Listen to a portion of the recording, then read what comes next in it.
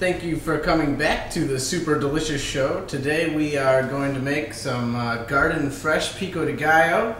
We went and picked all of our ingredients fresh this morning from the garden. We have this lovely basket of tomatoes, romas. We have banana peppers, some jalapenos, some regular green peppers, some garlic, and I'm going to use red onions today in my pico. It's a little bit untraditional. You can use white. Something that's going to contrast with the other flavors will work. Most any onion will work for your salsa today. I've already taken the inside out, and the way that you do that, you just take and slice it in half and then rip it right out and kind of just tap all the inside out. And so then I cut the bottom off. I find it's the easiest way to have nice flat strips to work with, and we'll do that nice and small, thin strips, just like before. And then again, we'll cut them again to make little cubes. And when you're making Pico de Gallo, since it's a fresh salsa, it's good to have smaller pieces of things. They mingle better. You can get more flavors in one shot. Now I've got a little extra vat here. Let's see. And that looks good. So I'm looking for maybe about that much. This might be a little bit too much. We'll adjust in the end. That's not a big deal. Okay, then our other main ingredient is going to be the onion. And if you've seen any of the rest of my shows, you should know how to break one of these down. But one more time for you.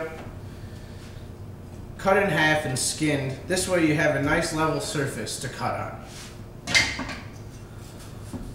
And think of like a checkerboard or something. You're trying to get even slices across here, and then the same thing coming down.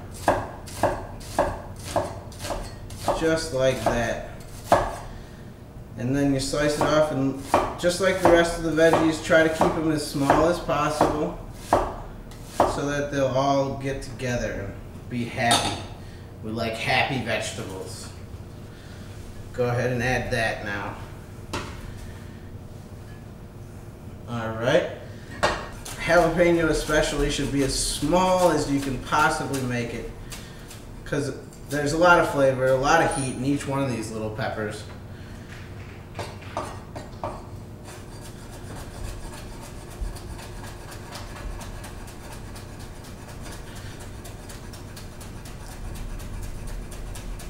Just like that. And you don't need to start out with a lot of jalapeno, because you never know exactly how hot it's going to end up making your salsa. So I'll just start out with that for now, and we'll save this for later. For our Pico de Gallo today, I'm going to use a traditional cilantro that I got in the store.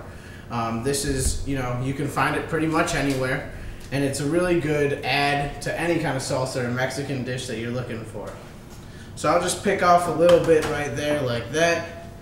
And when you're cutting this down, it's important to remember that the leaves of herbs bruise. And so you want to be very gentle, very little pressure when you're slicing this down. And I always take it and I slice it first, just like this. And I'm not using any pressure. I'm letting the knife do all the work for me here. Maybe a little salt, because, salt is good. Some pepper. Oh, the pepper. Yeah. So now I'm going to add some more of these tomatoes. We'll use all the tomatoes. Those are really good.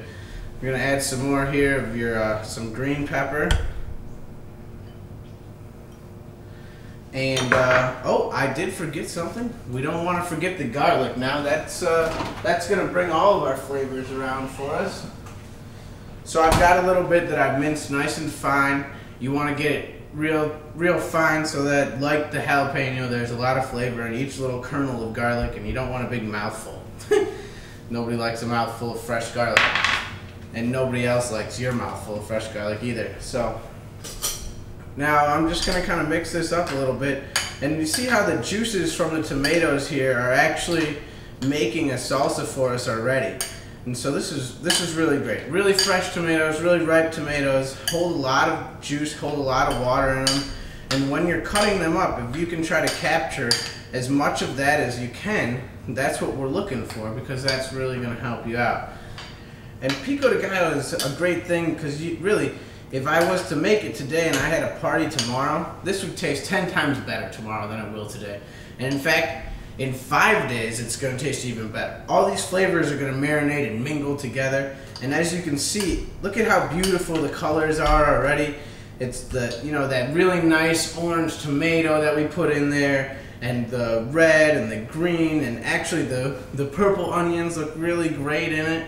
And you know, you can kind of mess around and do whatever you want, whatever makes you happy, whatever makes you feel good. It's hard to mess it up when you're putting fresh vegetables in and fresh ingredients. It's really delicious.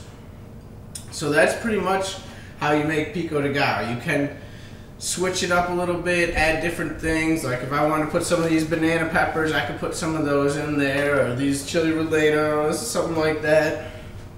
But you don't have to get fancy.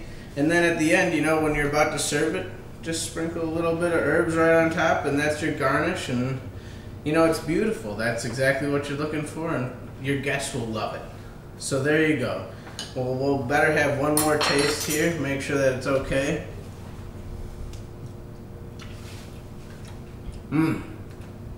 That is super delicious. I'll see you next time.